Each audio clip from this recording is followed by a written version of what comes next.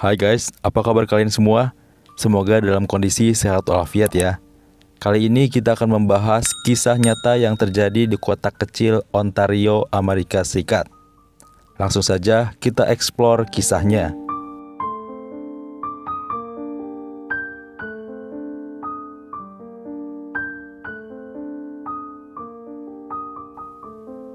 Pada tanggal 14 Januari 1988, di kota Ontario, Kanada sedang terjadi musim salju yang begitu sangat lebat. Dan diprediksikan, musim salju ini akan terus terjadi selama 3 hari ke depan. Saat itu seorang ibu muda yang masih berusia 24 tahun bernama Julie Bauer melaju menggunakan mobil pribadinya untuk pergi ke salah satu bank. Di mobil itu, Julie membawa 2 orang anaknya. Yang pertama masih berusia 2 tahun yang bernama Ben, dan anak keduanya masih berusia 11 bulan dengan nama Dusty. Saat tiba di bank tujuannya, Julie keluar mobil bersama dengan anak pertamanya. Sementara anak keduanya dibiarkan di dalam mobil karena sedang tertidur. Saat keluar, Julie membiarkan mobilnya tetap menyala, dan Julie pun tidak mengunci mobilnya. Karena Julie berpikir bahwa ia pergi ke bank hanya untuk sebentar saja.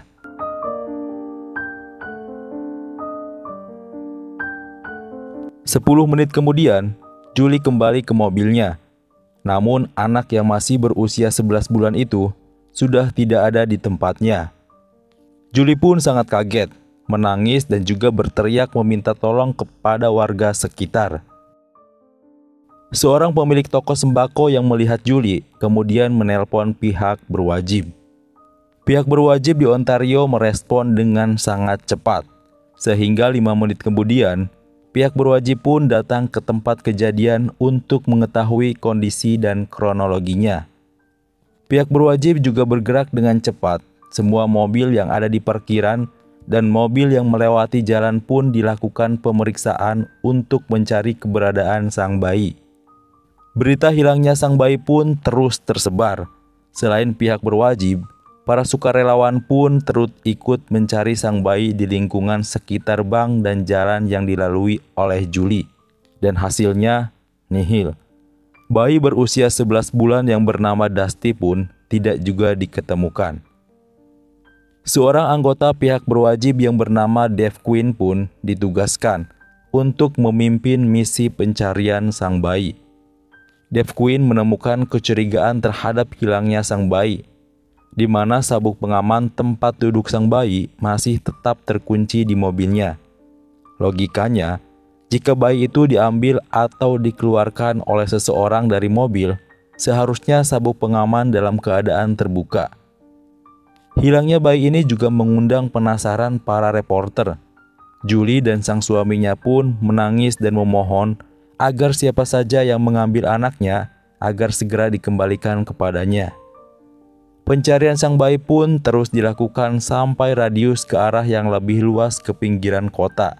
Tapi karena hujan salju yang begitu lebat, akhirnya pencarian hari itu pun dihentikan di jam 4 sore. Di hari berikutnya, Julie kembali mendatangi kantor pihak berwajib berserta dengan kakak iparnya untuk menanyakan perkembangan pencarian anaknya. Namun pihak berwajib menolaknya dengan alasan bahwa cuaca masih belum stabil, sehingga Julie pun disuruh untuk pulang kembali ke rumahnya. Namun sebelum pulang, Julie mengatakan kepada Dave Quinn bahwa semalam Julie bermimpi, dan dalam mimpinya itu, ia bertemu dengan anaknya yang hilang di sebuah hutan yang diselimuti oleh salju. Dave Quinn pun menanyakan lebih lanjut, apakah Julie mengetahui nama hutan yang ada di mimpinya. Namun Julie mengatakan bahwa ia tidak mengetahui nama hutan yang ada di dalam mimpinya itu, tapi ia pernah datang ke hutan itu. Dave Quinn pun kemudian menyuruh Julie untuk menuntun mereka ke hutan yang disebutkan Julie dalam mimpinya. Julie pun setuju, dan kemudian pihak berwajib berserta dengan Julie mereka pergi ke bagian utara Ontario untuk menuju ke hutan yang ada di dalam mimpi Julie. Selama kurang lebih 5 jam, pihak berwajib dan juga Julie terus berputar-putar mengelilingi hutan yang sangat sepi untuk mencari keberadaan sang bayi. Hingga akhirnya sekitar jam 3 sore, saat Julie mengelilingi jalan utama hutan, Julie kemudian menoleh ke arah jalan setapak. Dan kemudian Julie pun menangis dan berteriak kepada pihak yang berwajib. "Di situ, Pak, di situ." Pihak berwajib yang dipimpin oleh Dave Quinn pun kemudian mengarah ke tempat yang ditunjukkan oleh Julie.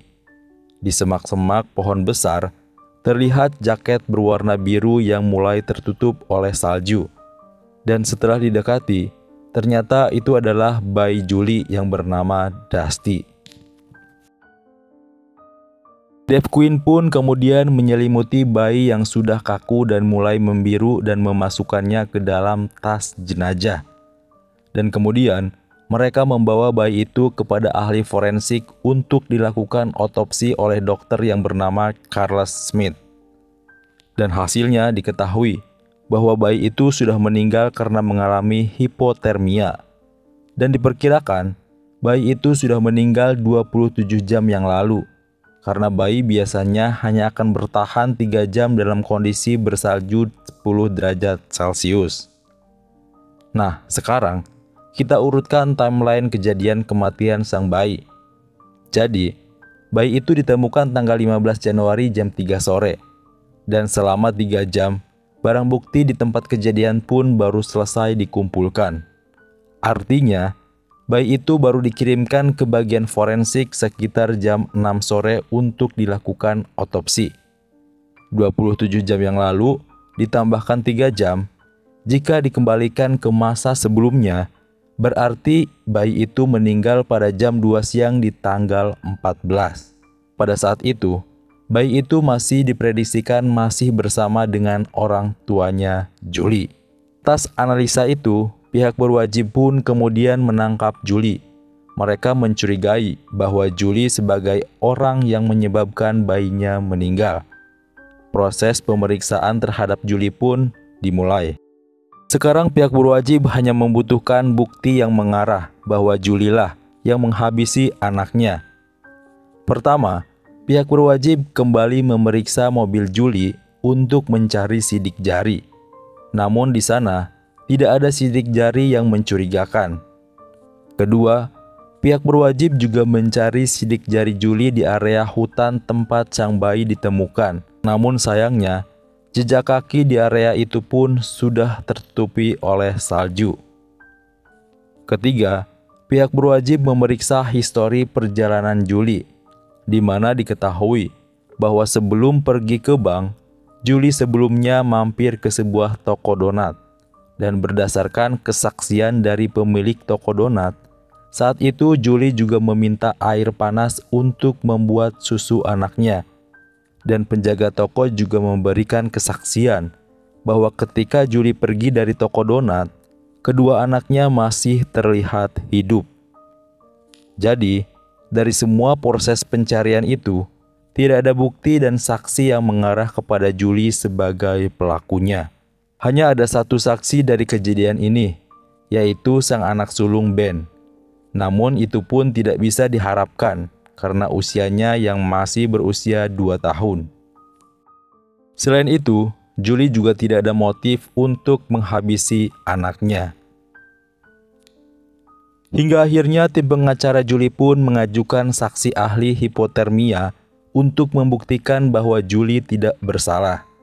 Dan saksi ahli hipotermia yang ditunjuk oleh tim pengacaranya bernama Janice of Heaven. Dr. Janice merupakan dokter senior yang sudah berpengalaman dan sangat ahli di bidangnya. Pengadilan pun mengizinkan Dr. Janice untuk memberikan kesaksian terkait dengan kematian sang bayi. Dr. Janice dalam keterangannya menolak bahwa sang bayi meninggal 27 jam sebelumnya. Dr. Janice menemukan bahwa ada bekas dingin di tenggorokan sang bayi, dan saat ditemukan, bayi itu sudah tertutup salju yang kelihatan hanya bagian pipi dan leher. Tetapi bagian lainnya yang tertutupi baju masih berfungsi dengan normal. Dan hasil biopsi juga tidak ditemukan organ yang rusak, dan membeku dalam tubuh sang bayi. Jadi, Dr. Janis memberikan kesimpulan bahwa waktu kematian sang bayi adalah 3-6 jam sebelum dilakukan otopsi. Yang artinya, ketika bayi itu ditemukan, bayi itu sebenarnya masih dalam keadaan hidup. Dan Dr. Janis juga menambahkan bahwa ketika seseorang ditemukan membeku dalam salju, orang itu terlihat seperti sudah meninggal, padahal orang itu sebenarnya masih hidup. Dan terutama terjadi kepada bayi. Bayi akan bernafas sangat pelan sehingga tidak terdeteksi sebagai orang yang sedang bernafas. Seharusnya, dalam kondisi itu sang bayi diberikan selimut foil silver atau diberikan cairan penghangat. Namun saat bayi itu ditemukan oleh Dev Queen, mereka tidak memberikan bantuan itu. Malah sang bayi dimasukkan ke dalam tas mayat dan dibiarkan selama 3 jam di tempat kejadian. Jadi, Dr. Janis pun memberikan kesimpulan bahwa sang bayi kemungkinan ditinggalkan di hutan di pagi hari tanggal 15. Dari penjelasan Dr. Janis membuat sang pihak berwajib Dev Queen pun merasa terpojok, karena Dev Queen lah yang memasukkan sang bayi ke dalam tas mayat saat ditemukan. Dan setelah itu, tidak ada orang yang membuka tas itu sampai ke tempat otopsi. Namun pihak berwajib Dev Queen pun kemudian mengalihkan alibinya. Bagaimana bisa Julie mengetahui lokasi anaknya di hutan? Julie pun tetap bersikukuh bahwa ia hanya bermimpi menemukan anaknya di hutan itu. Dan ia juga menegaskan bahwa ia bukan orang yang melenyapkan bayinya.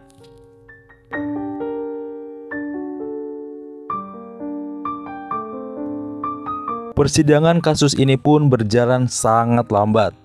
Namun akhirnya, pengadilan pun memberikan putusan bahwa orang yang bersalah dalam kasus ini adalah John Sear.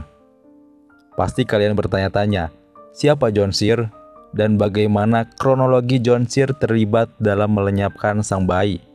Jadi selama persidangan, kasus hilangnya bayi Julie ini menjadi sangat heboh di masyarakat. Hal ini mengundang John Sear sebagai kakak dari Julie untuk ikut berkomentar.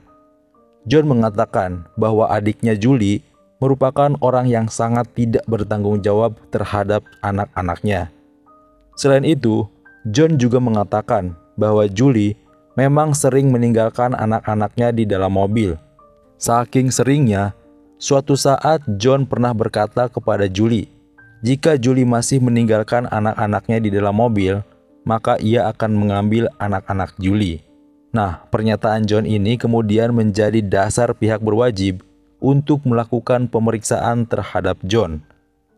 Dan dari hasil pemeriksaan, diketahui bahwa pada saat hari kejadian, yaitu di tanggal 14, John izin dari tempat kerjanya untuk pulang lebih awal sekitar jam 11 siang dengan alasan sakit.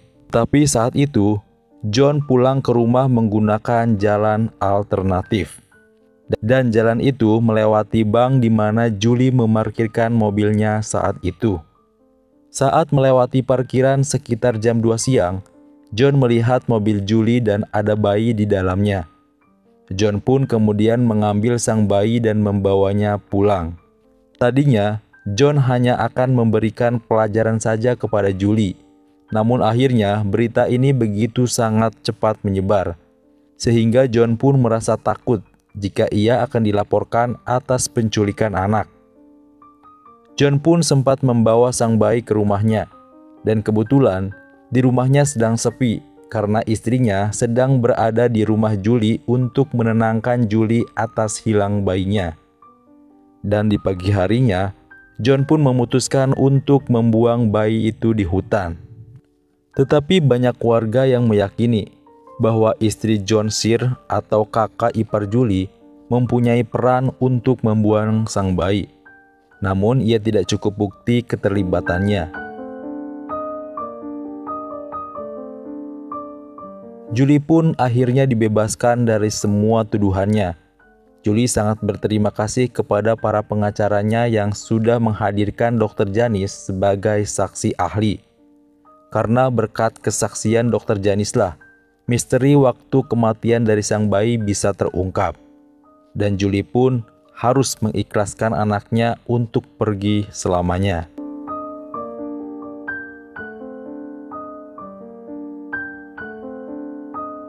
Dalam kasus ini, ada fakta yang terungkap, yaitu Dr. Smith yang melakukan otopsi terhadap sang bayi.